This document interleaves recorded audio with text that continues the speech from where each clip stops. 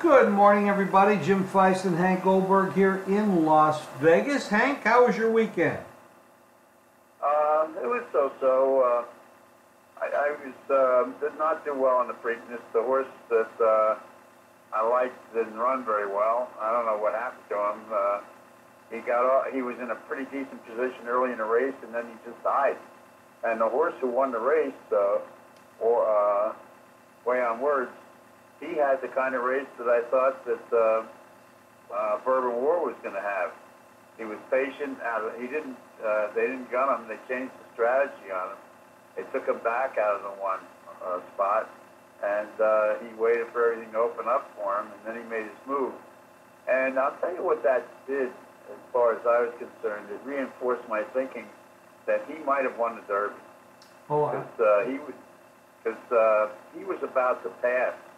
I thought the horse that caused the foul problem when that horse came over on him.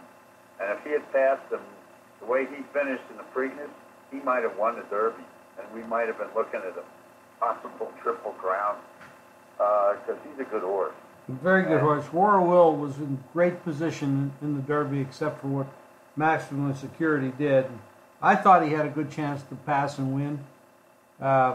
But, you know, you and I are about the only two people to talk about that. People just don't want to admit to that. But but I thought he'd go for the lead in this race, and he didn't. And Cassie had great strategy, and Capleone really executed it. And I think that the way a lot of the other horses ran said something about the quality of these horses. I was right about one thing. The favorite, the Baffert horse, had distance limitations and should not, and he just wasn't that good. He didn't win any races this year. He was second a couple of times going into the Derby. He was in a decent position in the Derby and didn't fire in the stretch. And in this race, he just didn't fire at all. He was in a decent position, didn't go. And this horse can't run a distance, and they should just maybe running him in mile races, get him back to California, and rest him for a while. But I was right about that. I told everybody, don't use that horse in this race. He's tired, and he's not that good. And Mike Smith didn't make a difference on him. No, he did not. So he was a throwout, and the other Derby horses didn't belong to him. You know, and of the new shooters, I'll tell you the horse who was a disappointment was Always Mining, who was in good position for a while, and then he just didn't run well at all. He died, ran I think next to last, two from the finish. I ran third and fourth. The horse who ran a decent race was Owendale, who was my second choice, and he ran third in the race. And the other horse I had was the speed horse, the first-time starter, the three horse, who did have the lead early, and he ran well enough to finish fourth. But you had a $50,000 super, and Dale Romans threw a horse in there, and ever fast. And when Dale runs a horse, you got to pay attention. And the horse ran second at 30-1, and helped make the Superfecta a high-paying race. The Belmont should be an interesting race with Tacitus coming back to run, and I think he'll wind up the favorite in the Belmont. I don't know. I think this is an ordinary year for the 3-year-olds. Nothing special. Well, there's something special going on in golf with Brooks Koepka. I think it was a remarkable finish. I mean, DJ made a hell of a run, but Koepka backed up a little bit with 4 straight bogeys. A little bit? A lot. He was doing his best to give it away. Yeah. Something his last 2 days, he didn't have too many birdies. He played par golf in round 3, and yesterday he was subpar, couldn't make putts, and he was not hitting the fairways.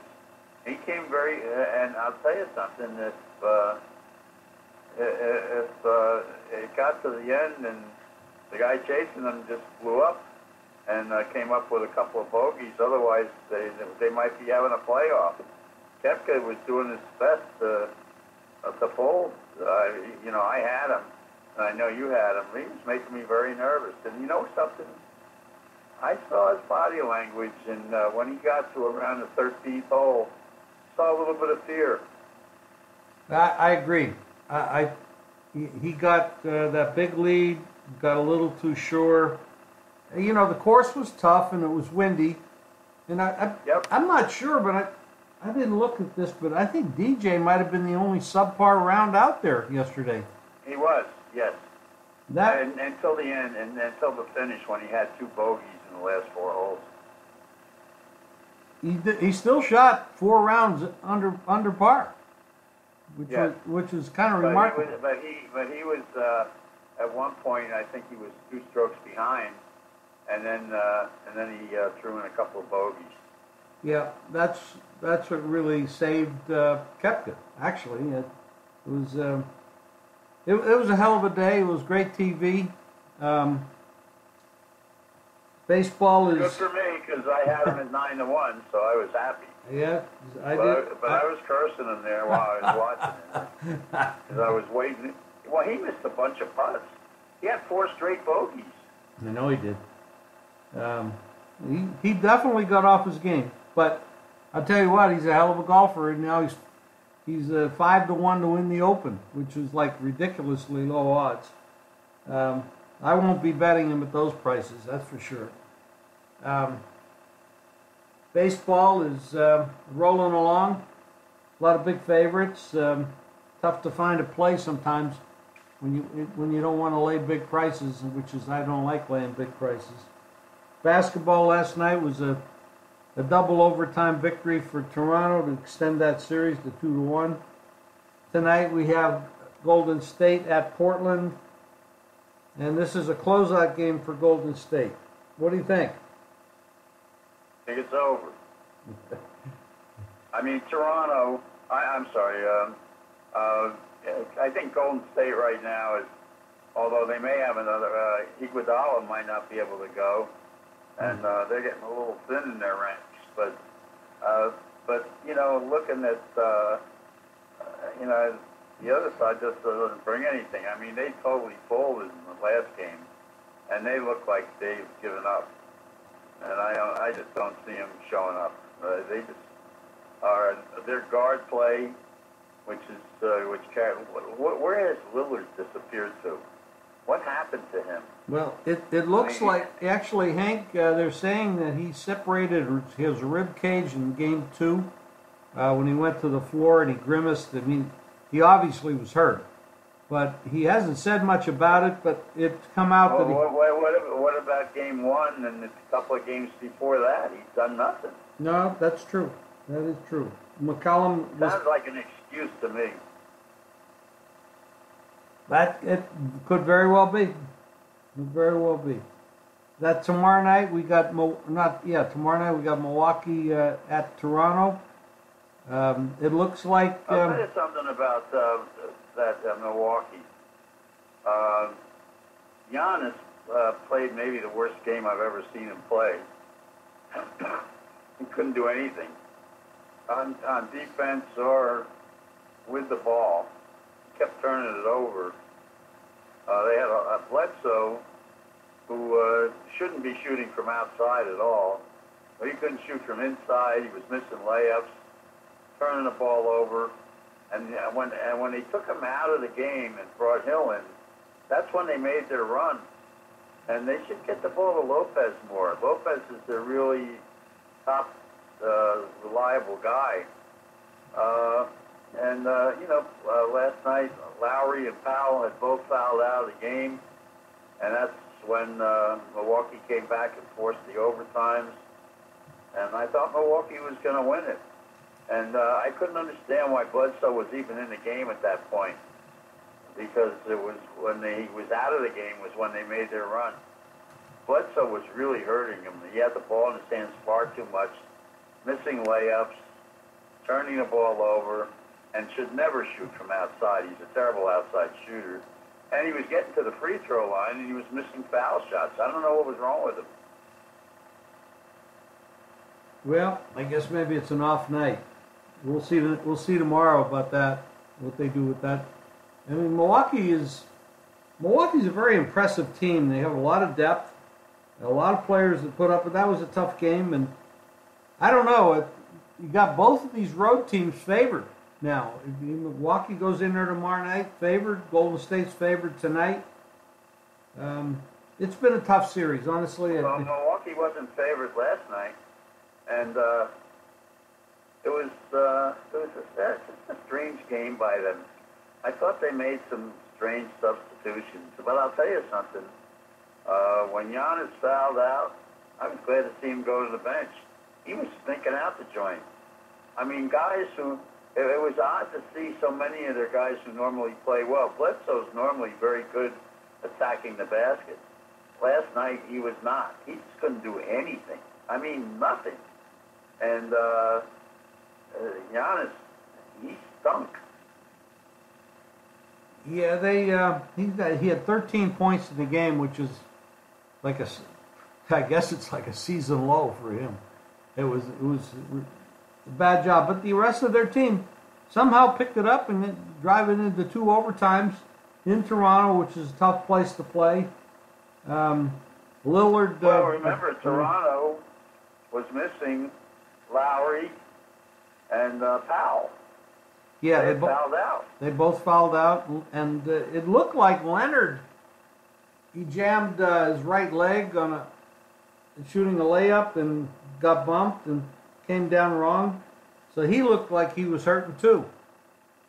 Well, you know, when you don't have excuse me, your 2 top shooters in addition to him sitting on the bench, comes easier to defend Leonard. That's true. That's absolutely true.